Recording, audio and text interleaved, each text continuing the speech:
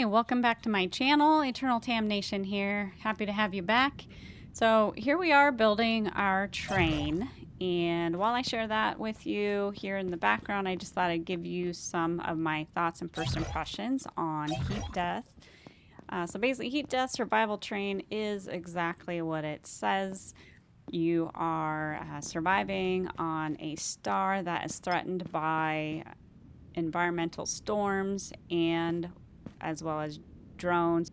I just want to make a quick note on those lights. I really wish I would have put them lower like a train instead of up high. I guess I'm just used to putting lights on other simulator type building things and they go up high. So we're just kind of trying to solve some of the issues that we've run into with this train. And I think by far our biggest impact to our gameplay in this first playthrough is the fact that we don't have a regular ceiling on our train. We placed a floor down in anticipation of having a second level, and that has proven not to keep you warm. So that, I think, has been our biggest impact on this game, to where we probably ran out of supplies and stuff earlier in cases where we wouldn't have otherwise. And the other thing too, I'm not sure why I was doing this, but I kept stopping the train when really I should have just kept going. I was trying to look around and I was thinking about the storms and stuff, and then I would pause the train, try to stay warm next to the engine and whatnot, when really I should have just kept going forward. Just thought I'd share some thoughts with you. That's kind of the synopsis. It's just that it is a survival game where you need to manage your suit power, your stamina or energy, and health. I found that very interesting. At first I thought it was going to be way too simplified. It has proven to be perfect for this game, I think, just because they have made it so challenging. I am curious to see if they're going to add in more things that you have to manage besides, staying out of the storm, staying warm and stuff, because it will affect your stamina and energy and health. The relationship of stamina with the health I find very interesting. I don't know if I like it or not the way it is. I guess it's okay where you drop out of stamina, then your health goes. It's just, it goes so quickly. I feel like there are other ways that they could punish you for the stamina drop versus having your health go down like that so fast. And I do feel like, yeah, there should be a debuff if you're in a storm where you're using all that stamina. Like maybe you do take a debuff where you use quite a bit of stamina, right? Like it does. But then more so would be just it affects your health. Really, I would see the storm more affecting my health, from frostbite, stuff like that, to where that'll slow you down in your movement, but not necessarily take all your stamina away. So that's kind of in my mind, kind of an argument that I have on it. The relationship between the two is kind of interesting. But the suit power, the batteries have been abundant. So those have been super abundant, which will come in handy for later exploration in the game. We've done some, and I think from what I have found in our playthrough, the exploration aspects to the game really will have to come later with the way it's made right now. With the stamina and stuff, unless you want to try it maybe on easy. We've been doing this on normal mode, and really it's kind of got a linear vibe to it, to where there are certain things that you've got to do right from the beginning before you can really play around and build your train or explore the world.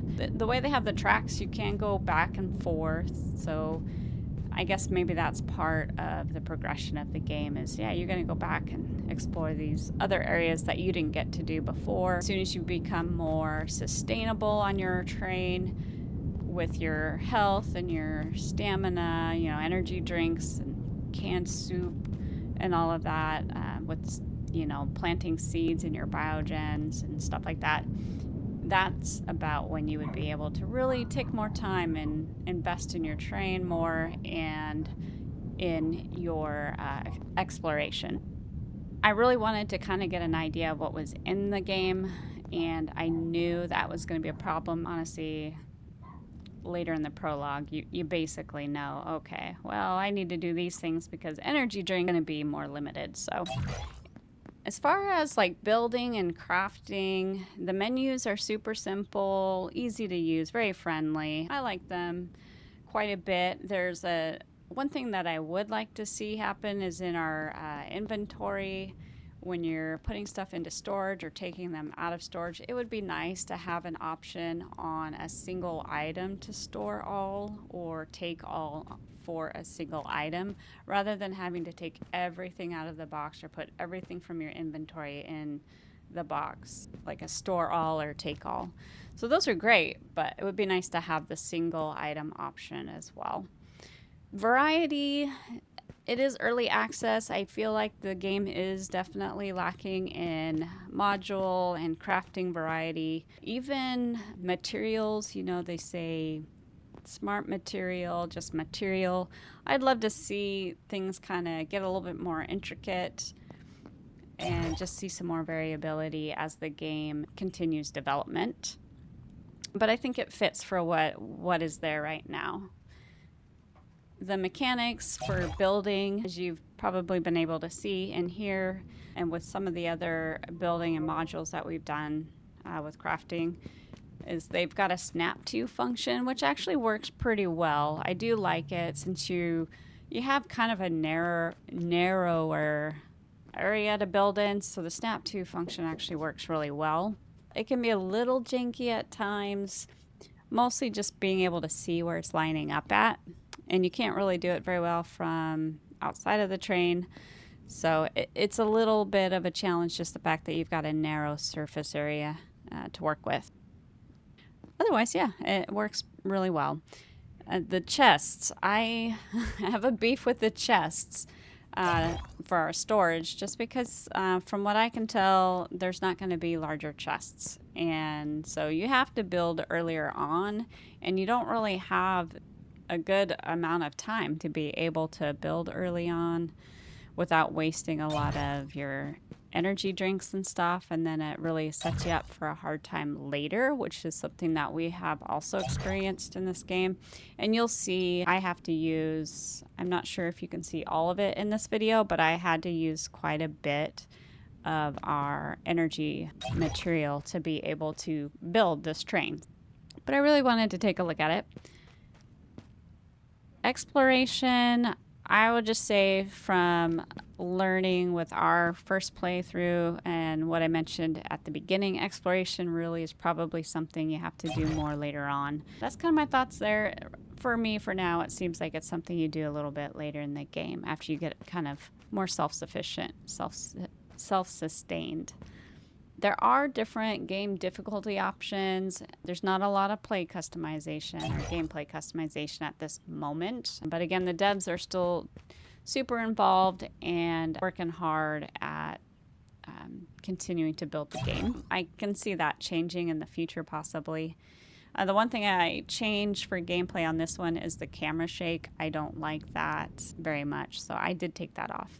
So you can take that off if you want, but not a ton of gameplay customization yet. So maybe they'll bring some more. The thing with that is because there's less gameplay customization, and with the current state of the game, or I should say the current state of the game that we have played in this playthrough, definitely the replayability is probably a bit limited at the moment, but it's still early work in progress.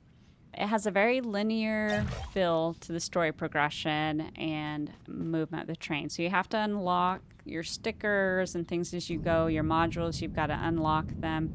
Need more progress in the game to unlock a specific type of wall or something. So it's definitely pretty linear. You got to keep going, you know, figure out more of the story before you can really do everything with your train.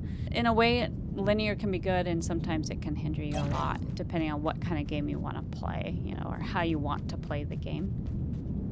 We're not like considerably far into the game, so my thoughts on this could be different, you know, based on when we're more end game stuff. So this is our first look.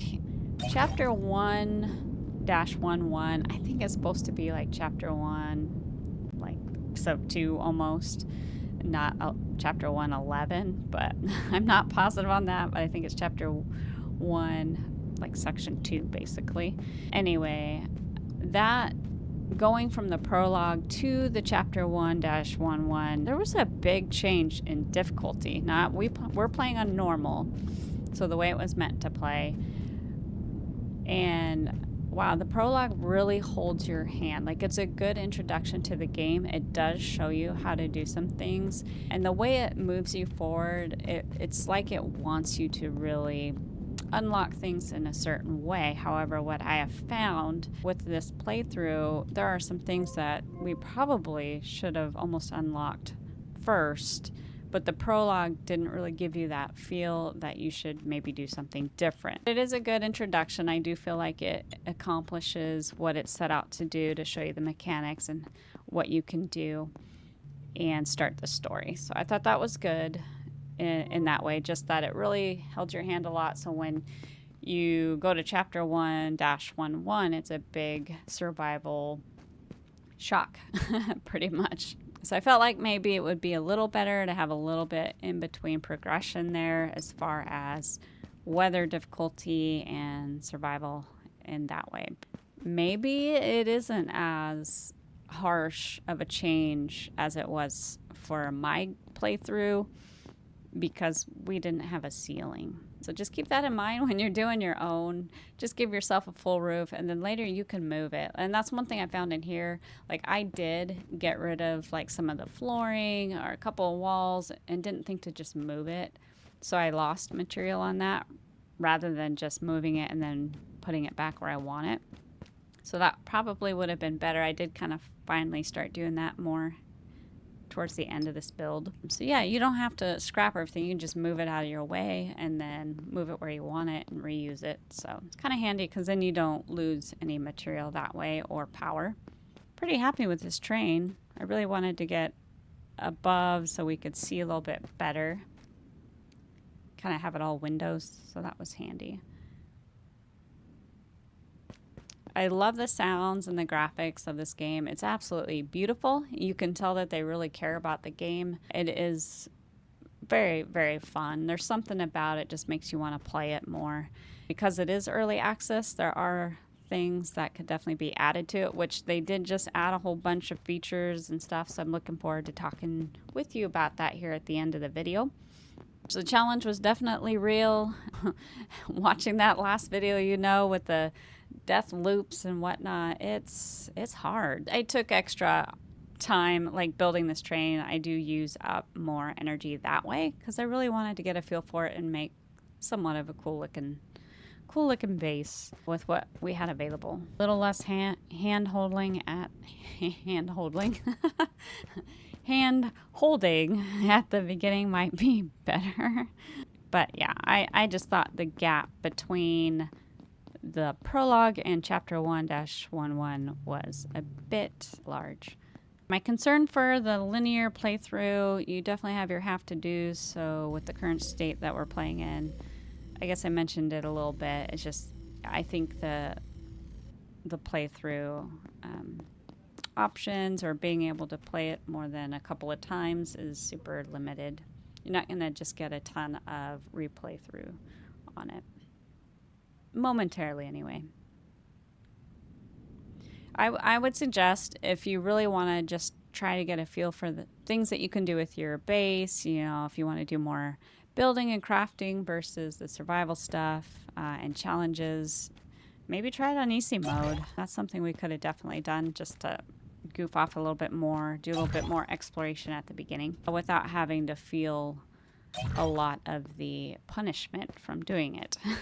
So the newest update is live. It is no longer in beta, and it says, "Hello survivors and engineers, we're excited to announce that the new update version 0.4.0.b is now live on Steam."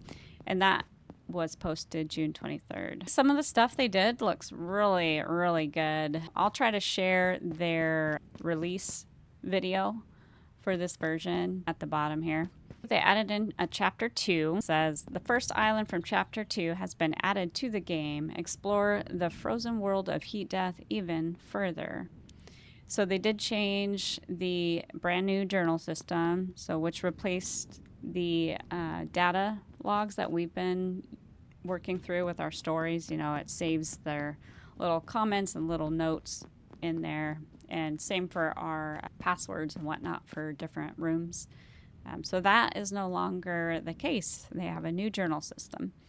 They also have modifications now for your power suit that you can add in a body heater, which keeps you warm but in extreme conditions, but it also uses your suit power. So more reason to have those batteries that were so abundant, but not our stamina, that's for sure. They did some environmental overhauls. They designed it to where they can reflect the lore. So there's some new logos and faction stuff in there. They redesigned some of the buildings, and it sounds, from what I could tell, they also changed some of the lighting in the game. So that'll be interesting to see next time we're in there. Wind turbines have been added. So in some cases, when there's another storm, or you're in chapter 2 and the angle of the star is at a different, spot, so then solar panels don't work as well, so you're going to want wind power. There's furniture modules now, so they've added in more modules to basically just make your mobile base more cozy. New structural modules as well. I can't talk, but you can now build half height walls and windows, so that'll be awesome. I was definitely wishing for some of that when we were building the train. And then new colored train lights. There's some other storm variations, so it's not just going to be the crazy storm event that we've been dealing with. Now they're going to have a light snow with a milder, less harsh weather event. They're going to have the full storm that we're kind of used to with that intensity. Then they're going to have radioactive storm with 3 types of storms now, so that'll be cool. And maybe, maybe when you, in the future, you go from the prologue to the chapter 1, it'll be more of a light snow kind of thing. And then, progressively gets worse kind of deal. They added in German language support, so that's fantastic. And then they did some other bug fixes. Super excited, guys. They're definitely involved and continuing to upgrade the game. That is pretty much what I have, guys. I hope you've enjoyed this. I just wanted to share my thoughts with you. Feel free to leave a comment below. Let me know what you think of the playthrough of the game itself and the content that we've seen so far and what we'll see in the next video. Let me know if you want to see another playthrough. We may go ahead and do another playthrough after we finish this first look. We'll definitely change some things. That's, I think, all I have for you guys this round. I'll see you in the next one. You have a good morning and a good afternoon and a good night.